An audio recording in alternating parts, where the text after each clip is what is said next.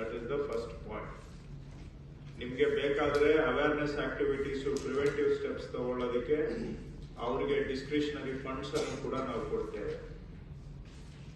ದುಡ್ಡಿಗೆ ಅಂದ್ರೆ ಏನಾದ್ರೂ ಈ ತರ ಸಣ್ಣ ಪುಟ್ಟ ಅಲ್ಲಿ ಪ್ರಿವೆಂಟಿವ್ ಸ್ಟೆಪ್ಸ್ ತಗೊಳ್ಳಿಕ್ಕೆ, ಅವೇರ್ನೆಸ್ ಮಾಡ್ಲಿಕ್ಕೆ ಏನಾದ್ರೂ ನಿಮ್ಗೆ ಹಣದ ಅವಶ್ಯಕತೆ ಇದ್ರೆ ಅದಕ್ಕೆ ಜಿಲ್ಲಾಧಿಕಾರಿಗಳು, ಸಿಇಒಗಳು ಮಾತಾಡಿಕೊಂಡು ಹಣ SDRF ಇಂದಾನೆ ನಾವು ಹಣ ಕೊಡ್ತೇವೆ ಟಾಸ್ಕ್ ಫೋರ್ಸ್ಗೆ.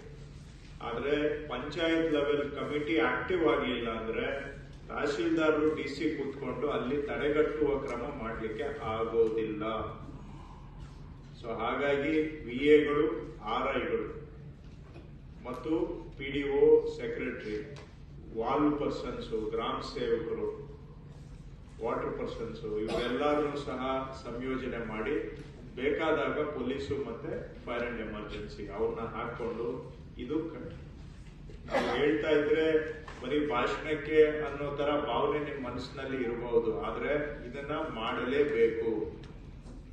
ಸೊ ಹಾಗಾಗಿ ತಹಶೀಲ್ದಾರ್ಗಳದ್ದು ಜವಾಬ್ದಾರಿ ಇದು, ಆ ಕಮಿಟಿಗಳನ್ನ ಆಕ್ಟಿವೇಟ್ ಮಾಡ್ತಕ್ಕಂಥದ್ದು. ಸೊ ಇದ್ರ ಬಗ್ಗೆ ಇನ್ನೂ ಆಮೇಲೆ ಚರ್ಚೆ ಮಾಡೋಣ.